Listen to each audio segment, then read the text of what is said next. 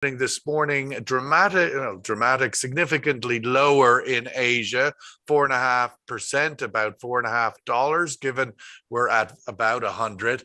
And we've seen prices come off quite dramatically in the last week, from moving firmly above $130 a barrel to now sort of looks like hanging on Brent, at least above 100, and WTI already below. And given this trend line, one might expect Brent to follow.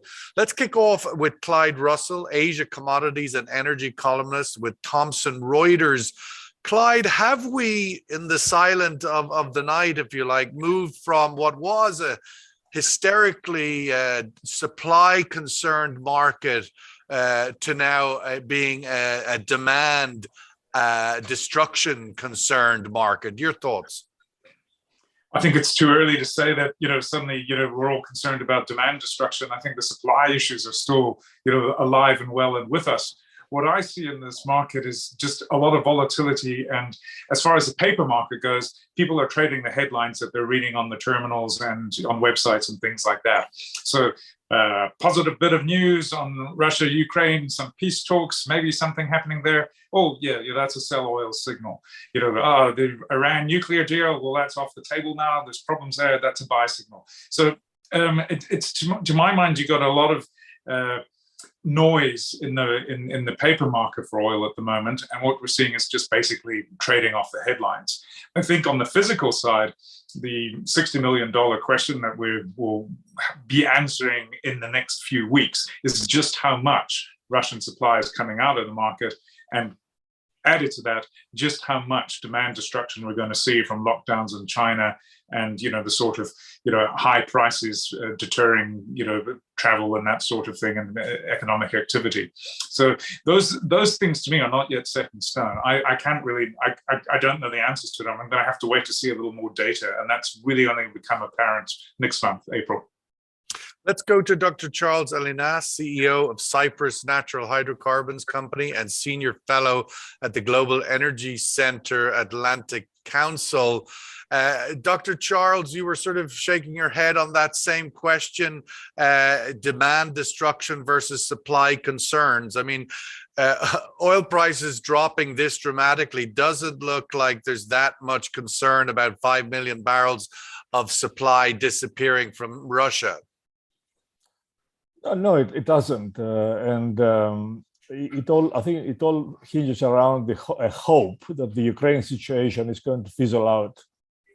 The indications are that the discussion starting today might lead to something, and that's giving the market a lot of hope that that happens, and we go back to I don't know what. I mean, I can't call it normality, but a different situation. And that's perhaps the biggest factor at the moment. That would seem a rather optimistic outlook, one would say, in terms of anything resembling a resolution.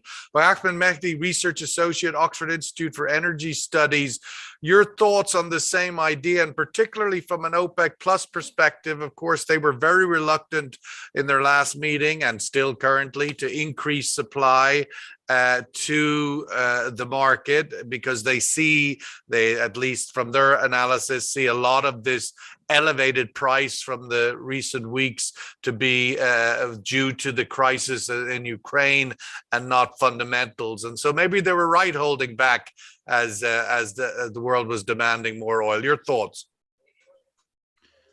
Good morning, Sean. Yeah, I mean, I think just to follow up on Mr. Russell's point of view, I think what's interesting is that when we take a step back and look at Russian, the Russia impact, I think that there's been an attempt to sort of conflate the seaborne and the contractual pipeline exports at risk in one bunch and say, okay, that's going to be whatever 75%, that could be off the market. I think there's a couple of basically when you look into it in detail, we have to kind of take away a couple of things that I think people are going to be looking for. Number one is there are different ways that the Russian crude is marketed. So you have the long-term contractual deliveries, which so far, pipeline flows, there has been some impact, but not as much as what one should expect from the seaborne market, where the crude is traded on the spot market, resold by the trading houses, and that's being reflected in the pricing, physical pricing for Urals, which is I think yesterday settled at $30 discount, and then also on the eastern side the ESPO, which this week is the trading cycle for ESPO cargoes, and I think the last numbers were about $9 discount to Dubai. So obviously there's a bit of hesitation to pick up those spot cargoes, but the pipeline deliveries seem to be relatively stable. The second issue is actually what I think is an important factor to look into, is the supply side. Will there be a situation where so much of the exports are impacted that it actually leads to the needs to lower production? Some say, well, actually, there's going to be more of a redirection of volumes, or and also others who actually suggest that Russia has around about 100 million to 150 million barrels of storage. So I think before you start to make a decision as OPEC Plus, you'll want to get a bit more visibility on the data, because certainly that flat price in ICE Brent, etc., has been obviously impacted. Has been obviously driven by headline news, but also concerns around tightness, and that's not just in crude, by the way, also in other markets, products especially, which is also very worrying. Clyde, just to drill down in the few of the things that you were highlighting in your earlier comment of uncertainty, China, obviously you watch China closely, sitting out in Asia. From our research indicates that Chinese imports year to date are declining from last year, which was already a first in multiple decades. Now we have China clearly facing a fairly significant COVID surge, spread, not only concentrating, but spread as well. And we've seen Hong Kong in recent months being an absolute disaster. Your thoughts on the outlook for China and where this could go vis-a-vis China demand? Well, I think the broader trend that we were already seeing in China was basically that they were only really importing what they needed, and they were no longer buying much for storage. So the whole storage thing that had added about 1.2 million barrels a day over the last 5 years on average, that as they built up their strategic reserves, that has sort of come to an end. Now, that we were expecting to happen at some point, but that's what appears to be going on. So if you say, well, what do they actually need on a daily basis? If they've got domestic production around 4 million barrels a day, and they're refining about 14 million barrels a day, well, that implies they'll be importing around 10 million barrels a day from the seaborne market and from pipelines. So that's kind of where I expect their imports to average out, until I actually see if they're, if they commission more refineries, if they up their exports into the product market. Right now you can make a lot of money in Asia selling diesel. So these sort of things might impact that 10 million barrel figure, but that's kind of the base case. I think what we are going to see in China in the short term is, if they continue their COVID zero policy, I think it's going to result in more and more lockdowns of major urban centers. And that's going to impact their demand, from a transport perspective. And I think that might put that's certainly a bullish thing. I'm sorry, a bearish thing for oil demand. Because that also includes, as we've seen in recent times, not only obviously the lockdown internally within China, but also the disruption to port activity and the ability to manage logistics. Yeah, it definitely affects things, and then you end up with all sorts of supply chain worries as containers aren't loaded and exported, and ships have to wait outside ports, that sort of thing. It will definitely have that sort of impact. I think the broader question is, how long can China actually maintain COVID zero? No one has really been successful at doing that in the age of the Omicron variant. What their problem is their vaccines don't appear to be as effective as the ones that have been used in mainly Western countries, and that, you know, they're going to be very reluctant to see a rising death rate. I mean, if you look at the death rate in Hong Kong, that is horrendous. Compare it to a similar size population like New Zealand, and you know, it's unbelievable how bad Hong Kong looks in comparison to a country like New Zealand. And it's by far not out of the woods yet, right? It's still early doors there. It's still, you know, they're sitting in it. And I imagine that the leaders in Beijing are looking at Hong Kong and thinking, oh, we can't have that happen here. So they're likely to crack down hard. And that's obviously going to be very bearish for their oil demand. Whether that's enough to offset all the other issues that are kind of bullish, well, you know, that remains to be seen. I mean, I've been looking at things, and I was expecting to see Russian cargoes kind of come off, you know, from April onwards. But we're already seeing quite a lot of cargoes not, you know, being loaded or not being bought, and volumes so far in March are actually down quite a bit for crude oil. The other thing that's worth noting is I, you know, look at more than just crude oil. Coal, you know, Russian coal is already collapsing. You know, their exports in March will be about half their exports in February and January. And, you know, that shows, you know, what happens, you know, when, you know, people self-sanction. And, you know, so I think you're seeing the coal mine, the coal market, maybe the little bit of the canary in the coal mine for oil, because we're already seeing the impact of self-sanctioning faster in coal. And of course, what happened to the coal price? I mean, Newcastle thermal coal went from $230 a ton pre-invasion to a peak of $430 a ton. So if you translate that to oil, I mean, that would be a very, very bullish scenario. But, you know, it's like I say, I think, you know, April's going to be key. And just on the whole Ukraine-Russia peace talks, I mean, I used to cover wars. That's what I started off doing in the 90s. And my observation from, you know, as long as you can get, you know, still look as young and fit as I am, but, you know, covering 30 odd years of this stuff, is these things never end quickly. They always take a long time to settle down and a long time to negotiate, even if both parties are willing to negotiate, which I'm still not convinced is the case in Ukraine and Russia. It takes a long time to work out. I think on that piece, I think forever. It's interesting, and we won't go down that hole right now, but I'll just make the point. I think there's gesture, in my own opinion. The Russians need to give the Chinese cover to stay locked in. And so this gesture for talks is simply to give a fig leaf to Xi to be able to sort of somehow say that he's not contributing to a complete massacre, and yet Kiev is still to go. Dr. Charles, speaking of that, and from the point of view of Europe, is there any way Europe doesn't fall into a serious recession now? We've got 3 million refugees already having departed Ukraine, the majority of them into Poland, but all of the other countries who themselves are not the most economically powerful of Western Europe, let's just say. And Ukraine itself, of course, the economic implodes.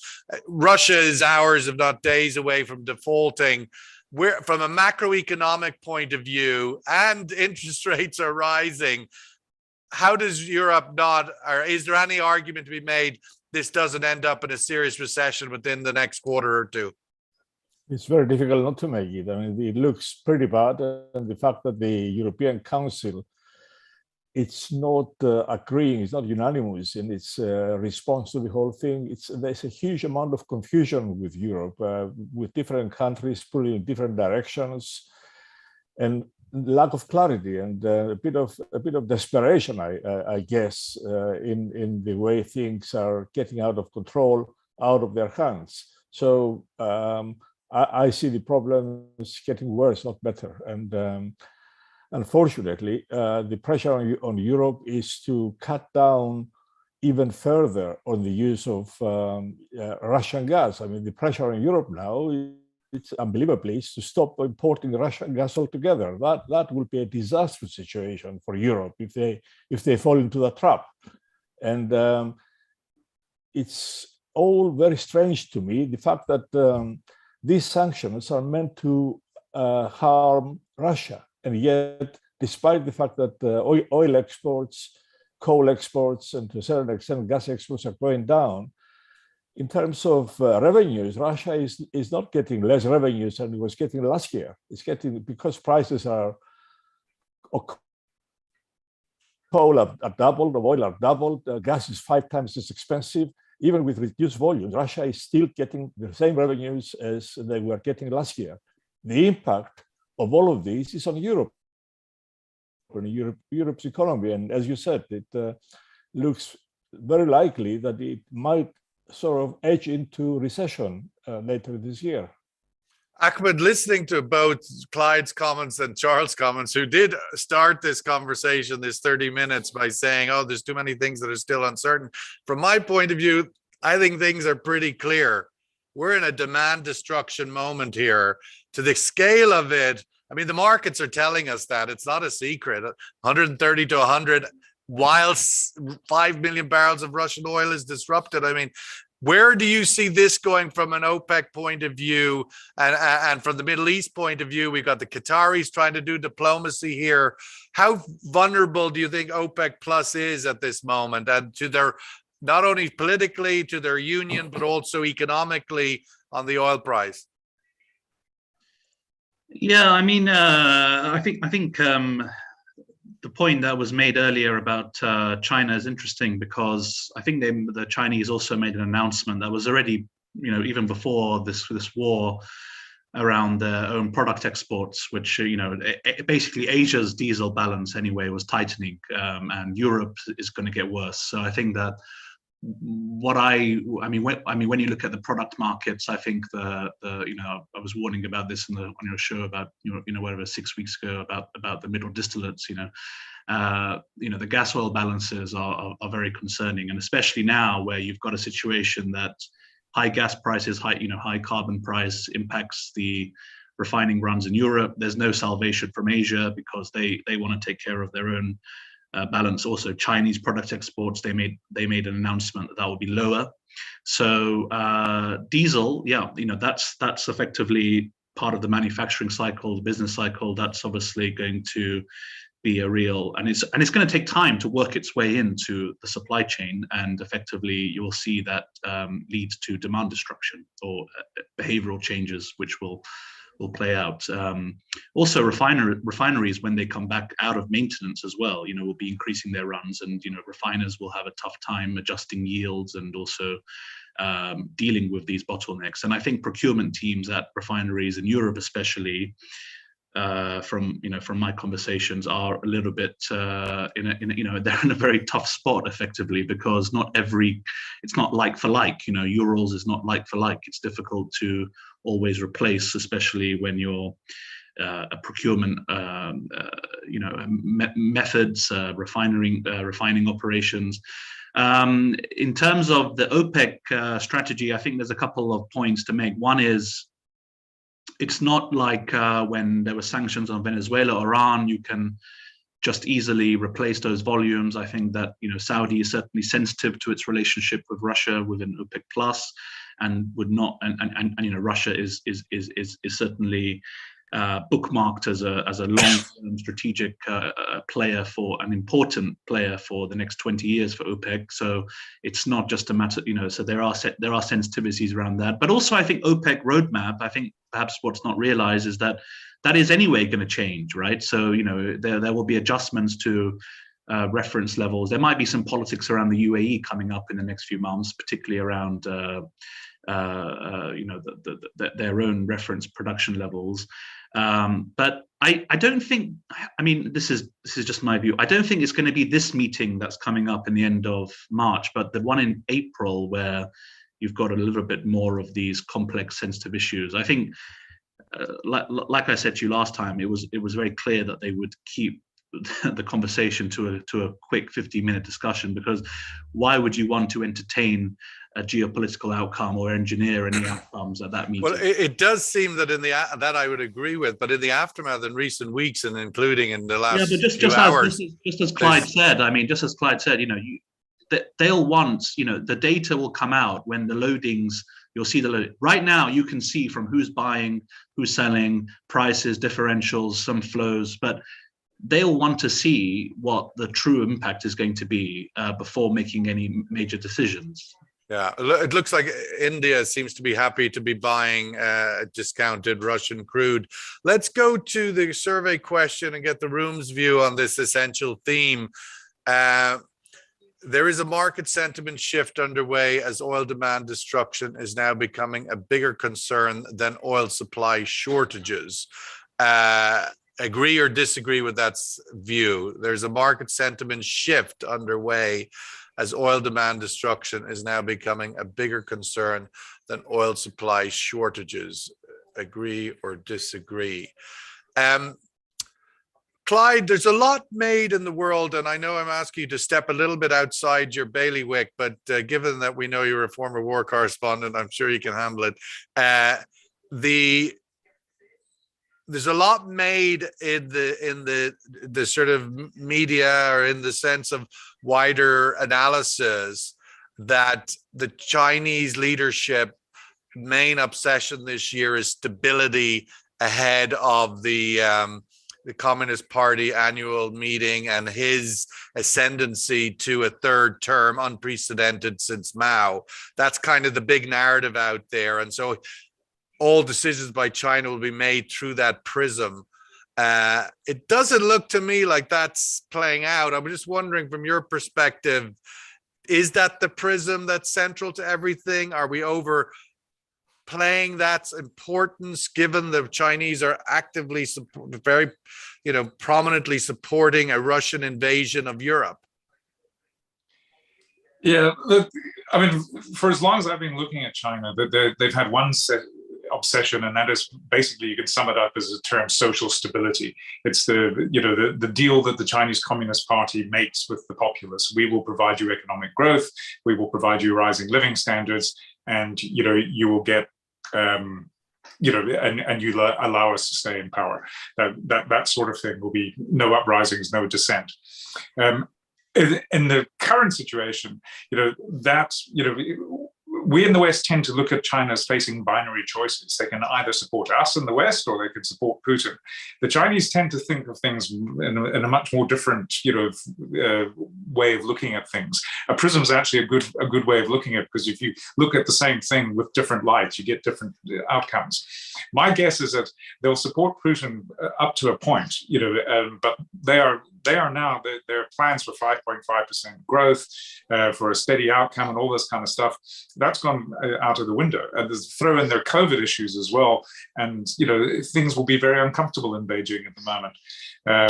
How this actually ends up playing into energy markets and or commodities is remains to be seen. I think they're going to see how this Ukraine situation pans out over the next coming months. They're not going to make any fast decisions, because they also have a tremendous ability to ramp up spending in their economy quite quickly.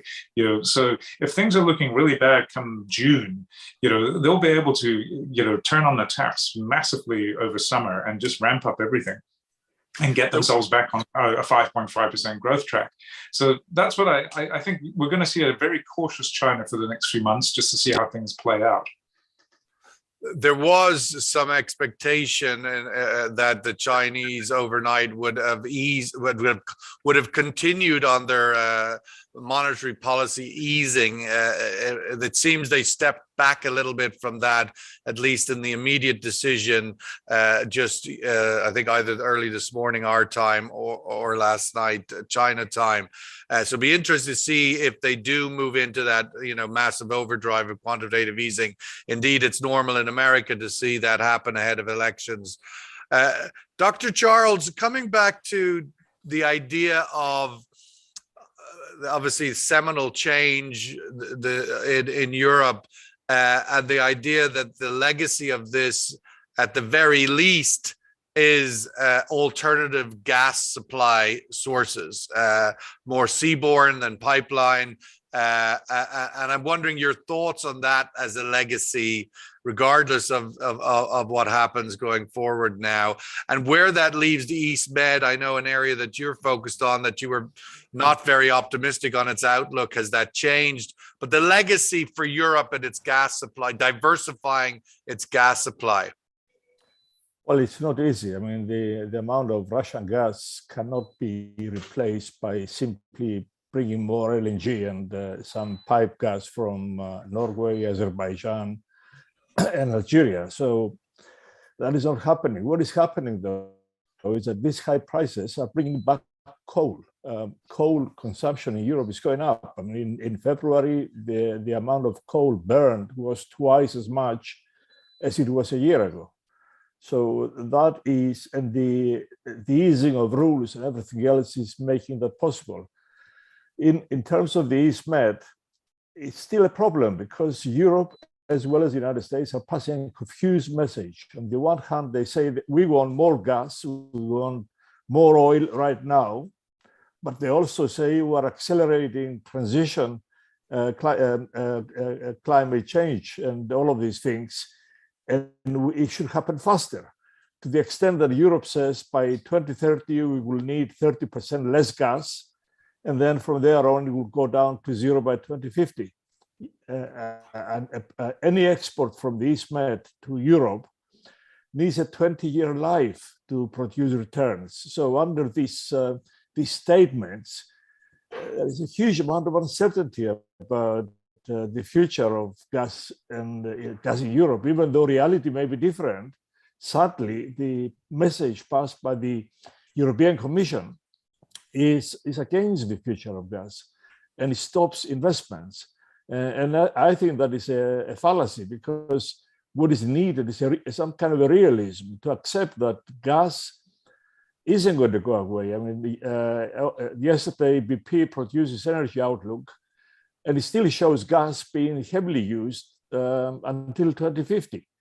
But Europe, especially, is burying its head in the sand and says, no, we will go into renewables. We will invest all this money, and the sun and solar and sun and wind and hydrogen will come and cover all the gaps. It isn't going to happen, and that confusion, I think, is going to harm Europe in the longer term. And I mean, that answer seems to indicate that this confusion, this sort of narrative, was already in play pre-Ukraine. But it's stronger now. Yeah. Let's get the survey result and give Ahmed the last word this morning. Agree, there's a market sentiment shift, 70 to 30. Ahmed, I'd like to ask you to speak a little bit, if you could, to the politics of the Middle East.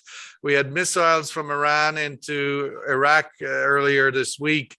We have the Saudis and the Emiratis, to a certain extent, speaking rather overtly of their displeasure with America's position on not coming to their support and aid regarding the Houthis. And now we have the Iran talks paralyzed, or at least not getting over the line. Your thoughts of the regional dynamics politically and how they play into this bigger story? Nice, easy questions. I know. It's the 30-second exit, but nonetheless, it's all over the news at the moment. I mean, I can't answer all of these questions. Yeah. Let's say the Iran issue is interesting because I think maybe what's a little bit outside of the news desk at the moment is the ongoing political tension in Iraq, and also Iran's position related to that. They certainly were down but not out after the elections, when their backers in the parliamentary elections last year lost, and so there's been a lot of tension between Sadr, the Sadrists who came out, and also what was the other Shia political parties who lost, including those who were backed by Iran. And that's why we saw a lot of this tension with Kurdistan, where the Sadrists' partners in Kurdistan, the Barzanis, were also put under pressure by the Iranians. So there's been a lot of attacks and retaliatory attacks and political disturbances on that front. And there are connections, but trying to create an overarching theme, I think, maybe a little bit more fantastic. Well, I would say, just on that point, on the wider, bigger picture point of Iraq, as the lower Gulf states observe Iraq over the last 20 years, i.e., America withdrawing its central role as this protector and security provider to Iraq. Obviously, they were the invader and the destroyer, many would argue, but nonetheless, they have removed themselves and allowed others to fill that vacuum, from ISIS to Iran and many other players. The lower Gulf look at that and go, that's rather concerning if the Americans also withdraw from us.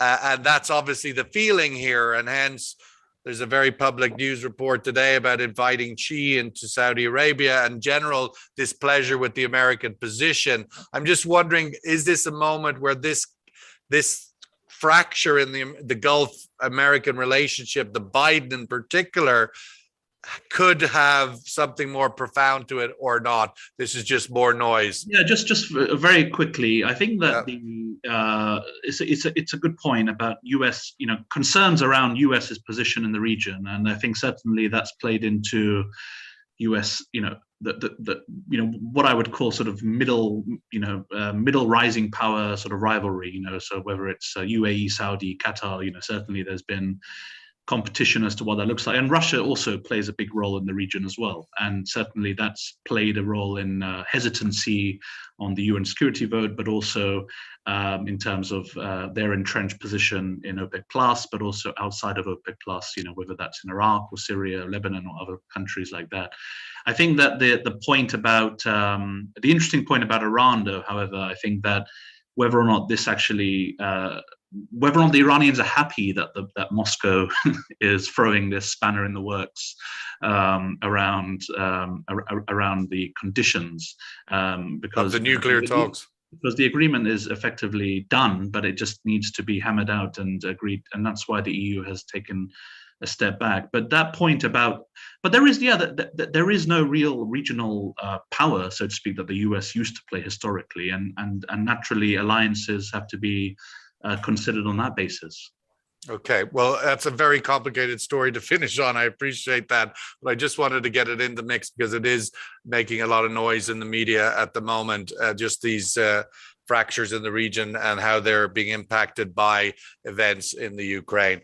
Listen, we'll have to wrap it up there. Just to note that oil prices have fallen even further since our talk started half an hour ago, now down $6.50 from $5.50 and falling. The $100 Brent number looks under threat today, I would suspect, as trade moves into Europe and America. So we'll have to wait and see there. But Dr. Charles, thank you so much for joining us. Ahmed, as always. Clyde, great to have your insights from Asia. Really appreciate it. Have a great week, everybody. We'll catch up with you every morning, 10:30 UAE time. All the best. Thank you.